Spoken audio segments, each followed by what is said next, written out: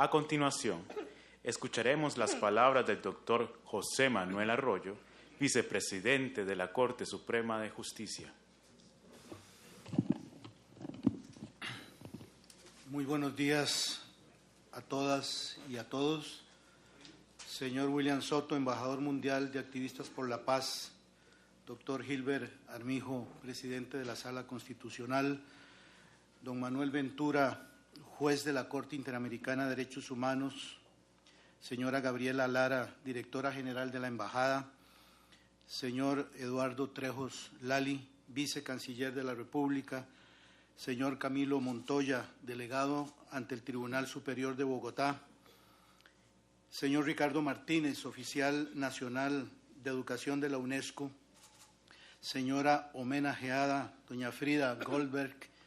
y señor Salomón Fajler, también homenajeado.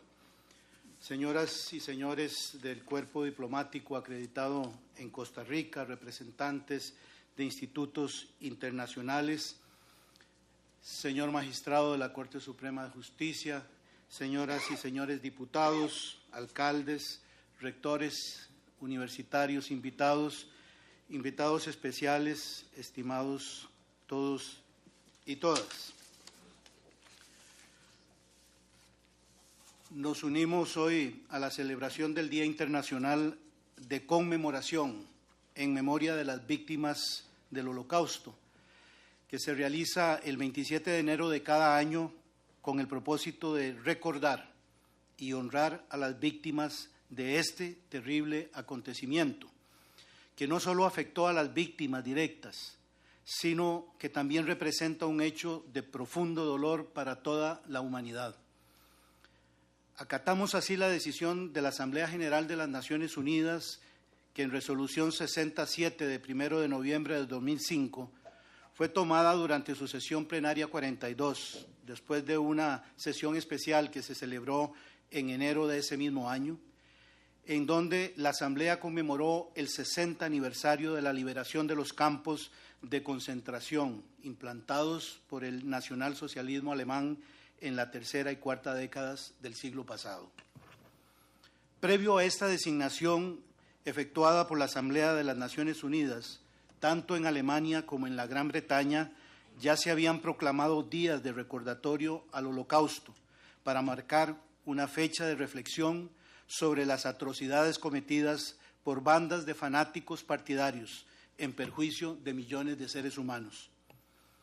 Debemos recordar una vez más, y aunque lo sabemos, que el término holocausto, aunque con reminiscencias del Antiguo Testamento, hace referencia en nuestros días al brutal genocidio perpetrado por el régimen nazi y sus colaboradores, tanto en Alemania como en los países ocupados por esta, en el que fueron asesinados 6.6 millones de personas judías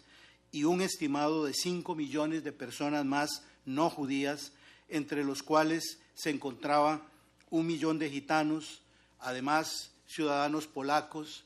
comunistas, prisioneros de guerra soviéticos, alrededor de 250.000 personas con discapacidades físicas y mentales y 9.000 hombres homosexuales,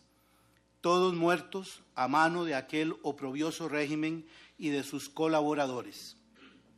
Los sobrevivientes tuvieron siempre dificultad para narrar la crueldad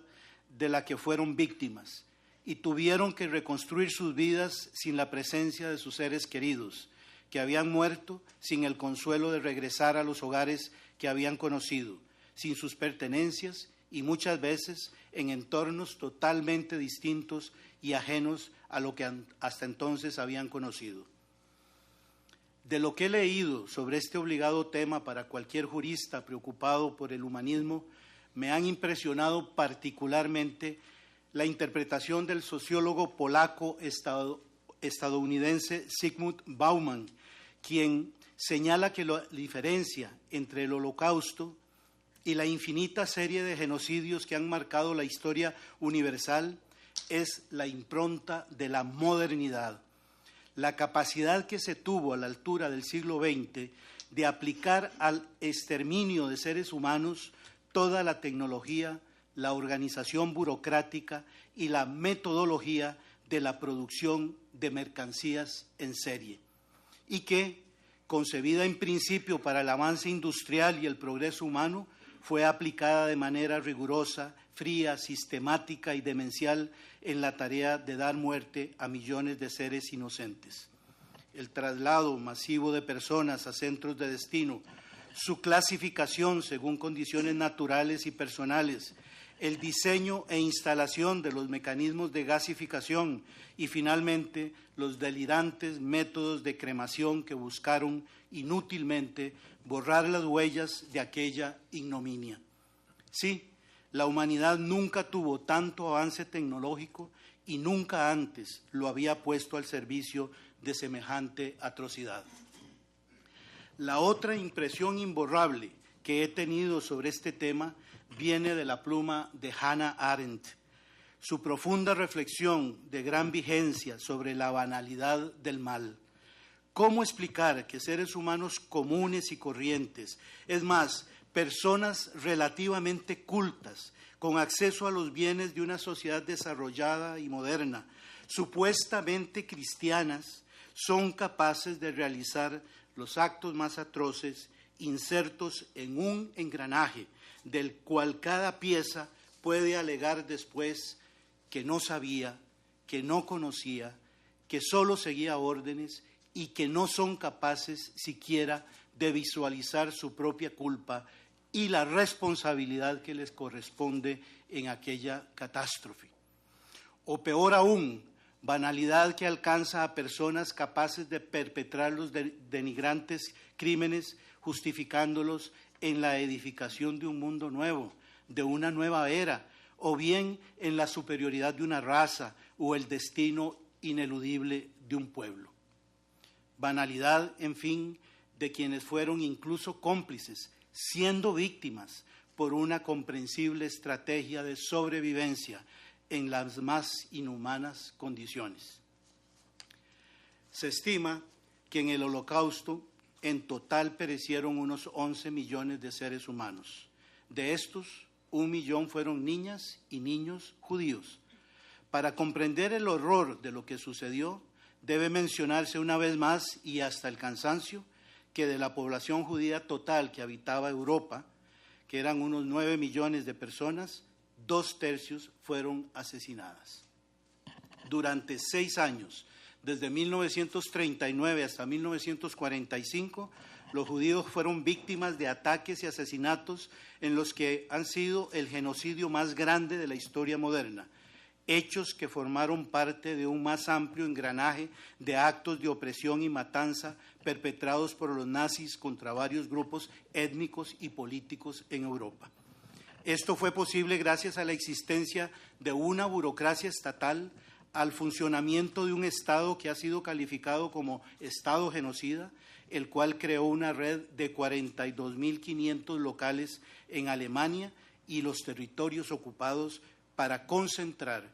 confinar y dar muerte a judíos y a otras víctimas. El espanto recrudece cuando se piensa que entre 100.000 y 500.000 personas fueron participantes directas en planear y ejecutar este genocidio, que se realizó en etapas. Primero, la promulgación de leyes que excluían a los judíos de su participación en la sociedad civil. Luego, al inicio de la Segunda Guerra Mundial, la concentración de campos y guetos para recluirlos. Después, matanzas masivas mediante fusilamientos, el transporte a campos de exterminio y con la llamada solución final, las muertes en los hornos de gas, que continuaron hasta concluir la guerra en 1945. Precisamente por esto, tenemos que estar alertas en nuestros días sobre cualquier iniciativa de ley que promueva la discriminación, la concepción de enemigo a todo el que es diferente a las mayorías, alertas frente a las estrategias de castigos penales irracionales o desproporcionados, alertas ante la instalación o reinstalación de la pena de muerte o los flagrantes violaciones al debido proceso. Sin embargo, una vez más en la historia, el ser humano dio fe de su inquebrantable lucha contra la opresión y el mal. así como su disposición de combatir la injusticia. En el tiempo mismo de la persecución y el exterminio, hubo heroicos movimientos de resistencia interna que sembraron esperanza ante la victoria aliada final. Pero quizá lo más significativo de aquella época tenebrosa fue el resurgimiento de ideas libertarias y democráticas en buena parte de la Europa occidental, así como de un sistema de organización internacional de Naciones Unidas sobre la base de un sistema de justicia y derechos fundamentales en declaraciones universales y en tratados de derechos humanos que nos rigen hasta hoy. No puede dejar de decirse, para concluir, que hay dos cuestiones nefastas que combatir y que ya han sido dichas esta mañana: la tergiversación y el olvido. La evidencia de las fotos, películas, relatos de víctimas y testimonios de los ejércitos liberadores, registros históricos y las declaraciones de los pocos culpables que fueron enjuiciados en Nuremberg desmienten la versión de algunos de que estos hechos no ocurrieron o fueron gravemente exagerados. La humanidad no puede ni debe olvidar estos hechos. Al contrario, debe hacerse todos los esfuerzos para que estos crímenes, causados no por las fuerzas indómitas de la naturaleza, sino por la voluntad y acción de seres humanos, nunca se repita. Lamentablemente, en el mundo actual, a 70 años de Auschwitz y de los horrores que remembramos, encontramos que en pleno siglo XXI se vive la violencia de unos contra otros, matanzas indiscriminadas de poblaciones humanas por el solo hecho de las diferencias étnicas, religiosas, condiciones de género, así como disputas territoriales, políticas, económicas y culturales. Ejemplos recientes de genocidio se han presentado en África, Oriente Medio, Asia y nuestra América Latina. No puede entonces concebirse ni permitirse que en un Estado o que un Estado participe u omita repeler estos groseros ataques a la inherente dignidad del ser humano. Los retos del Estado moderno se resumen en hacer realidad para millones de personas los hermosos preceptos de los instrumentos internacionales de derechos humanos, para que todas las personas, independientemente de su origen o condición, puedan disfrutar de los derechos a la seguridad, a la paz, de la libertad de expresión y pensamiento, de culto, a procrear una familia, entre otros, en condiciones materiales y espirituales que hagan posible, tanto individual como colectivamente, su derecho a la búsqueda de la felicidad. Corremos todas y todos el riesgo de que si se permite la negación de los derechos de unos, eventualmente eso conduzca a la negación de los derechos de otros y de nosotros mismos. El concepto de la inherente dignidad del ser humano debe ser comprendido y respetado en todas sus dimensiones, y significa que no podremos jamás tolerar, participar o ignorar ningún acto de desprecio a la vida humana, por más pequeño que éste pueda parecer en el marco de la cotidianidad de nuestras existencias. Nadie puede ser concebido como subhumano, ni debe ser cosificado ni instrumentalizado, por muy diferente que sea o por muy grave o dañina que incluso haya sido su conducta. En el migrante, en el miembro de una minoría, en el delincuente, en el enfermo, en el distinto, hemos de reconocer la llama viva de la dignidad humana, y ningún ser humano puede concebirse o estigmatizarse como enemigo social. En Costa Rica, el Poder Judicial procura contribuir con su labor a la creación de una sociedad más justa, en la que los conflictos se resuelvan por las vías pacíficas que en las leyes se han consagrado, en la que el ser humano no está sometido a un poder político arbitrario, sino a reglas claras, democráticas y aplicables tanto a gobernantes como a los gobernados. Al menos a eso aspiramos con sinceridad. Nos enorgullece esto, pero aún tenemos pendiente la deuda de la equidad y de la igualdad, especialmente para quienes en nuestra sociedad se encuentran en situación de desventaja. Y además, tenemos una tarea permanente de demostrarle al resto del mundo que sí es posible una convivencia pacífica, respetuosa de los derechos de todas las personas que integran la sociedad y complementan de manera diversa toda actividad humana y sus múltiples expresiones. La resolución que crea este día de conmemoración insta a cada nación que integra las Naciones Unidas a honrar la memoria de las víctimas y promueve el desarrollo de programas educativos sobre la historia del Holocausto con el fin de prevenir los actos de genocidio, intolerancia religiosa, acoso o violencia contra las personas o comunidades motivados por su origen étnico o creencias religiosas. Además, insta a que se realicen acciones para preservar los sitios que fueron utilizados por los nazis como campos de muerte, campos de concentración, de trabajo forzado y prisiones, así como establecer un programa de la ONU para la extensión y movilización de las sociedades para la remembranza y educación de futuras generaciones sobre el Holocausto. A pesar de los horrores del pasado y del presente, deseo concluir con un mensaje de optimismo y esperanza, de que aún tenemos la oportunidad de aprender de los errores, rectificar el rumbo y crear una sociedad en que prevalezcan la paz, el respeto, la armonía y la profunda convicción de que todos los seres humanos somos igualmente dignos. Este es un objetivo que no solo beneficia a los demás, sino que asegura que nuestras propias familias y nosotros mismos nunca tendremos que padecer episodios como el Holocausto.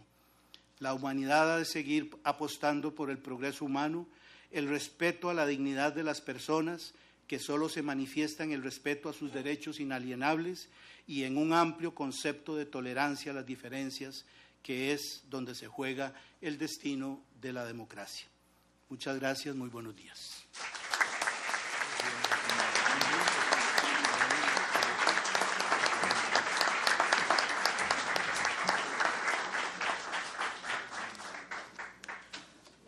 Agradecemos la participación del doctor José Manuel Arroyo. A continuación,